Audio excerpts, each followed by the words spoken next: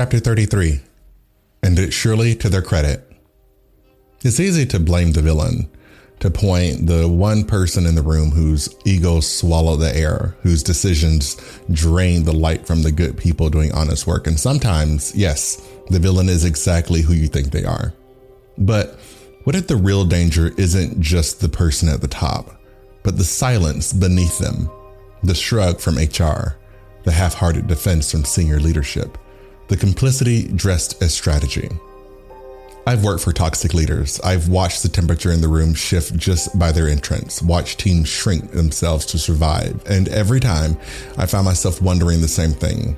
How did we get here? Because these people don't just fall from the sky. They are selected, promoted, shielded, celebrated. They are the byproduct of systems that reward results over humanity, ambition over decency, outcomes over people. In this episode, we're not just talking about toxic managers, we're talking about the soil that grows them, the institutions that feed them, and the consequences we all inherit when organizations decide that leadership is a numbers game. Because sometimes the real villain isn't the monster in the executive wing, it's the culture that taught them how to roar. From the Hyman Brand Studio, I'm JD Hyman, and this is a Hyman Podcast. This show lives at the intersection of the American political system, the weight of the human experience, and the conversations too many people are afraid to have. Equality, while promised, is rarely delivered. That's why we're here, to challenge systems, to tell the truth, and to hold space for the stories that demand to be heard. Some stories shake the world, others shake us awake. Every one of them deserves to be told. Once again, my name is JD, and this is the Hyman Podcast.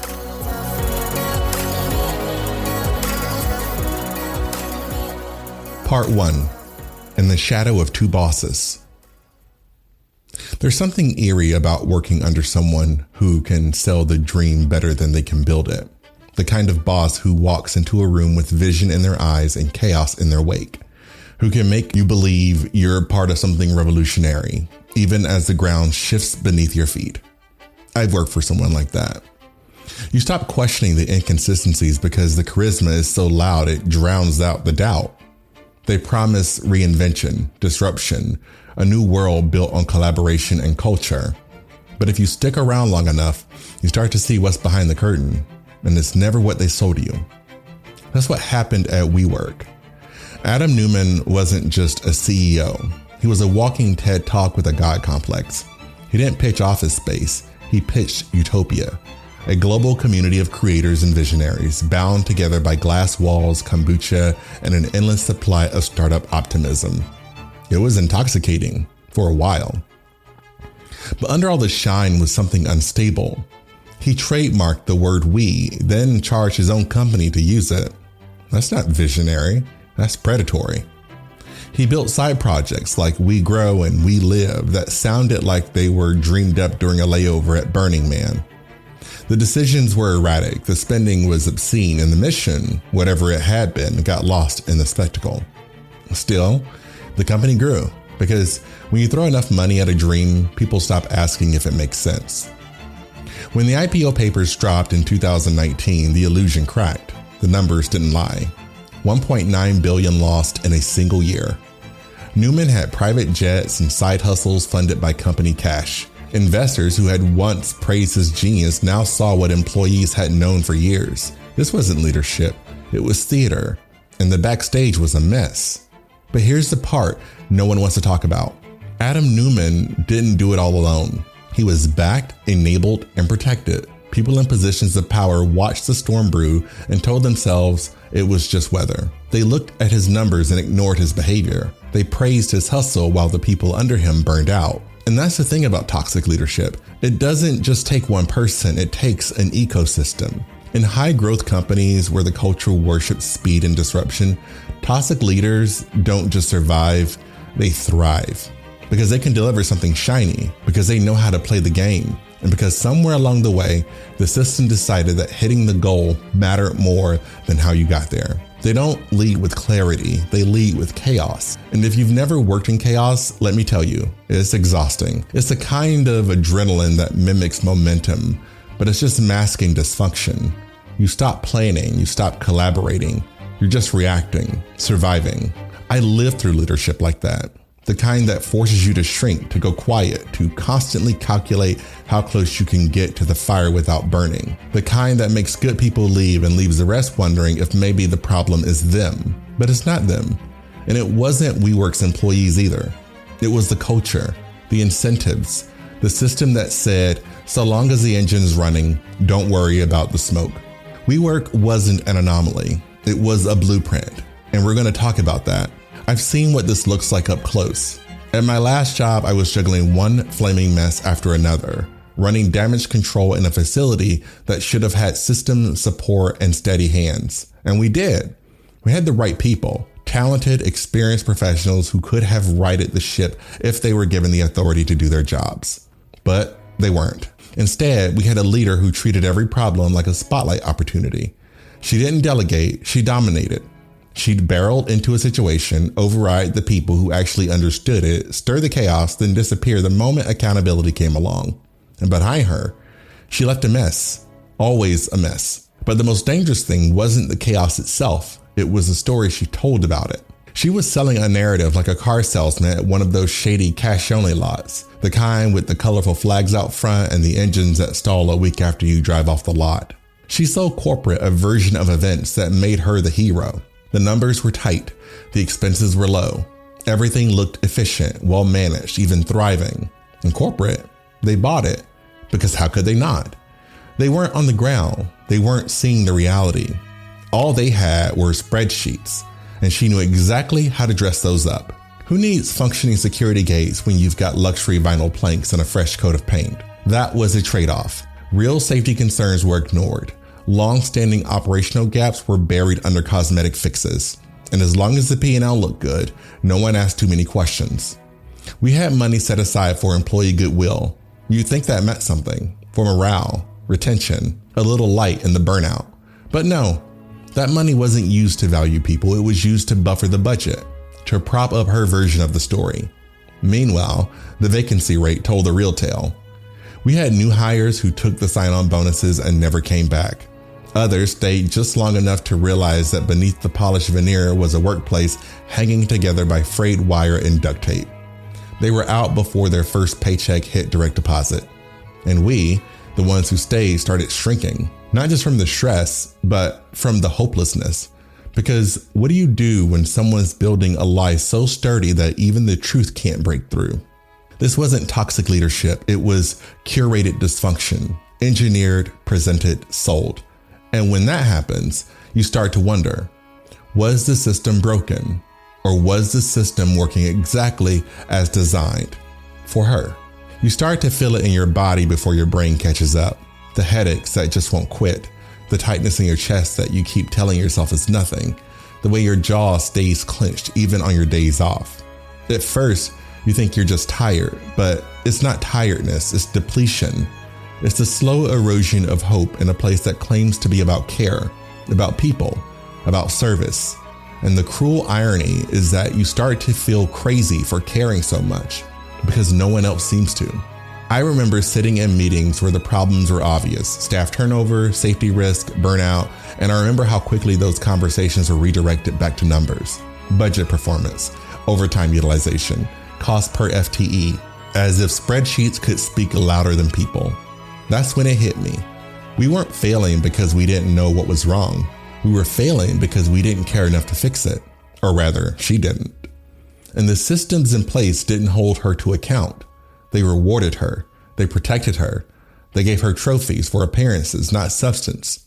And that's the part that still gets under my skin. Because I believe most people in corporate aren't villains.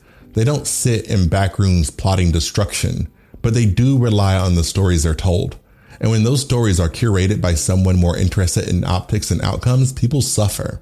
I watched it happen over and over. I watched talented team members burn out while asking for help that never came. I watched new employees leave before they even learned our names. I watched trust die, and it died the same way John Green describes falling in love. Slowly, and then all at once. And still, she stayed in power. Because the lie she built was beautiful. It looked like leadership. It sounded like success, but it was a facade. And it was held up not just by her, but by the quiet of everyone who knew better and stayed silent anyway. People like me. More on this after the break.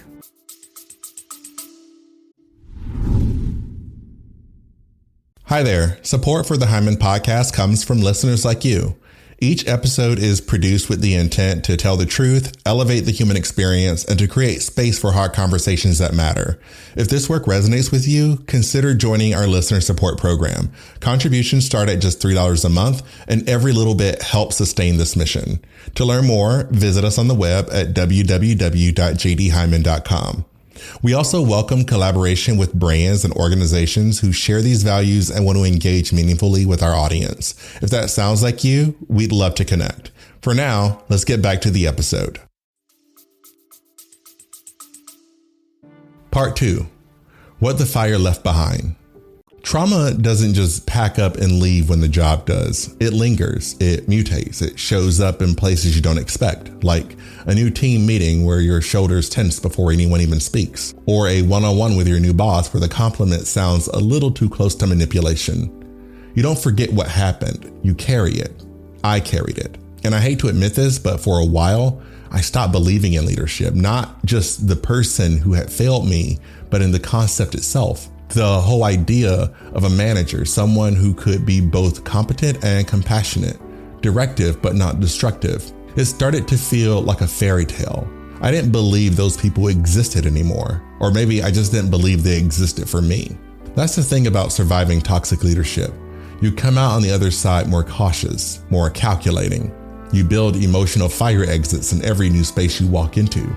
You stop trusting your gut because the last time you did, it left you burned.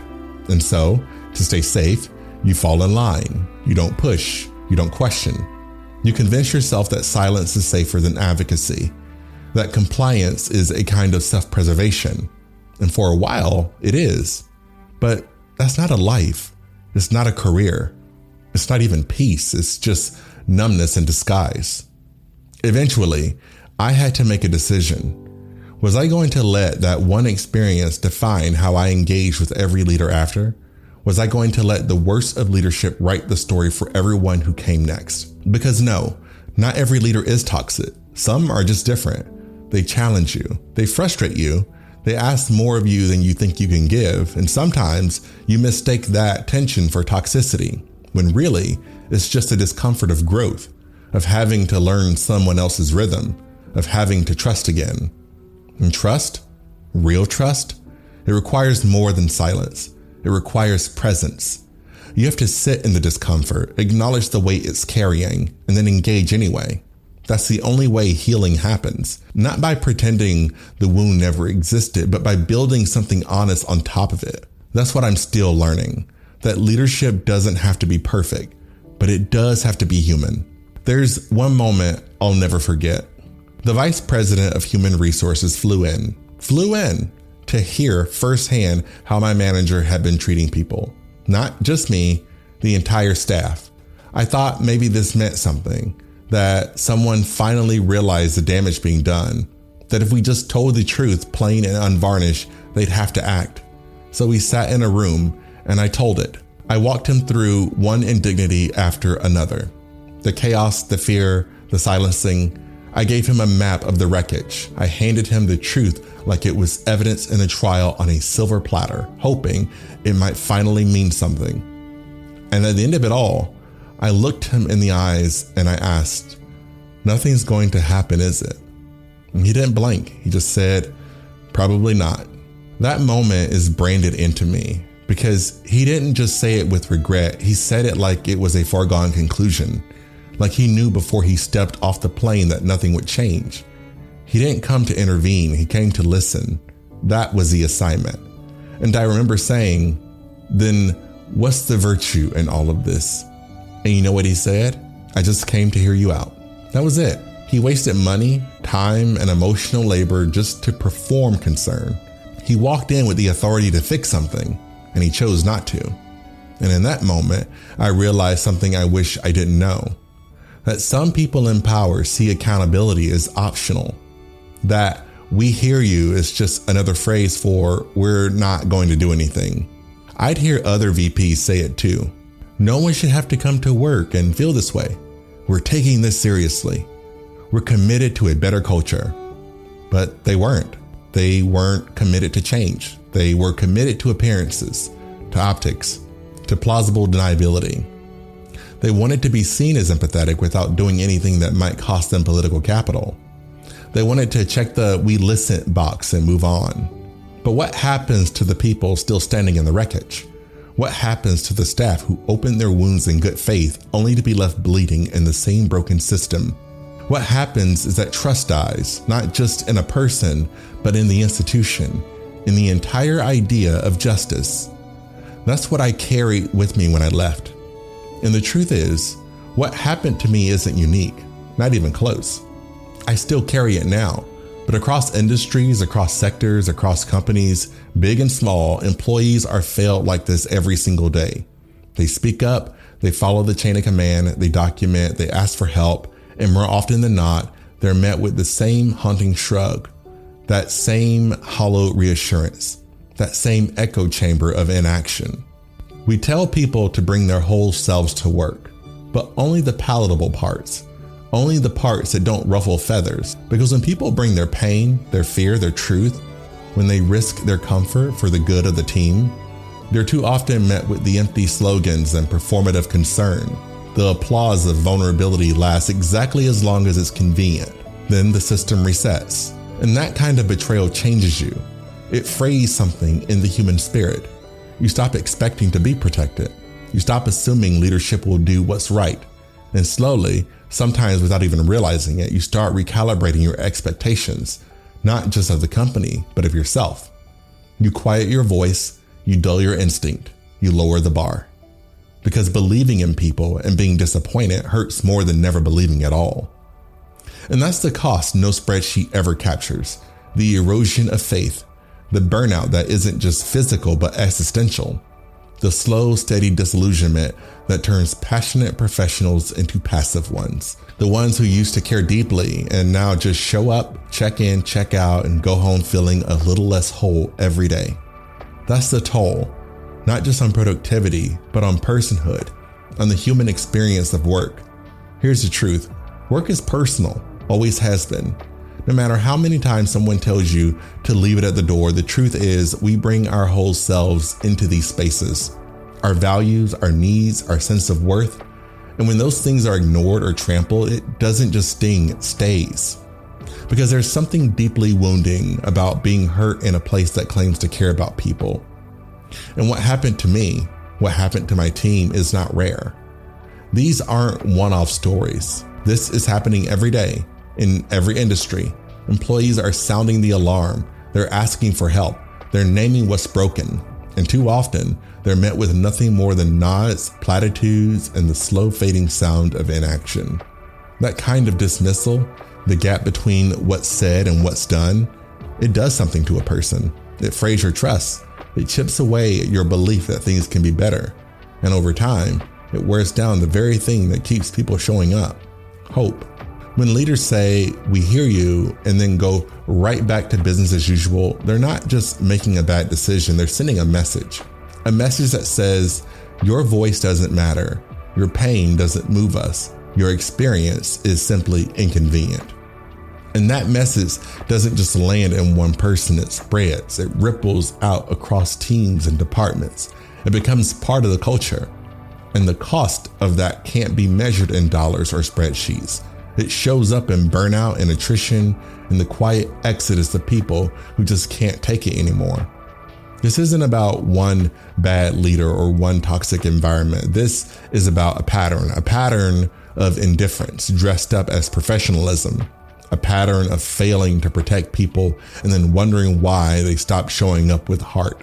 Toxic leadership doesn't just leave bruises, it leaves blueprints. It teaches the people underneath it how to lead with fear, how to hoard power, how to perform rather than serve. And if no one interrupts that cycle, it becomes culture. The culture of looking the other way, of staying quiet because speaking up never worked, of convincing yourself that surviving is the same thing as thriving. But here's the truth. Silence may keep you employed, but it won't keep you whole. You don't recover by pretending it didn't happen. You recover by acknowledging what it cost you and deciding you won't pay that price again. The people who suffer under toxic leadership aren't weak. They're just exhausted. And the most dangerous thing we can do is to let them think they were the problem, because they weren't. They were simply the proof that the system was broken all along. My name is JD. This is the Hyman Podcast. I'll see you next time.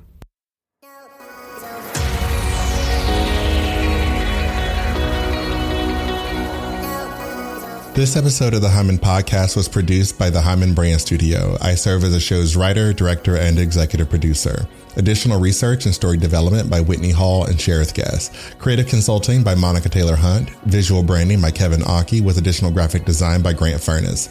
Our theme song Canary was produced and mixed by Jim Yosef with additional music licensed through Epidemic Sound. If today's episode moved you, challenged you, or made you think, share it, subscribe on your favorite platform, leave a review, and help us keep the conversation going. In loving memory of Mary Louise Layton, whose insight and spirit continue to shape this work. To learn more about the show, our mission and vision, or to inquire about sponsorships or guest appearances, visit us online at www.jdhyman.com.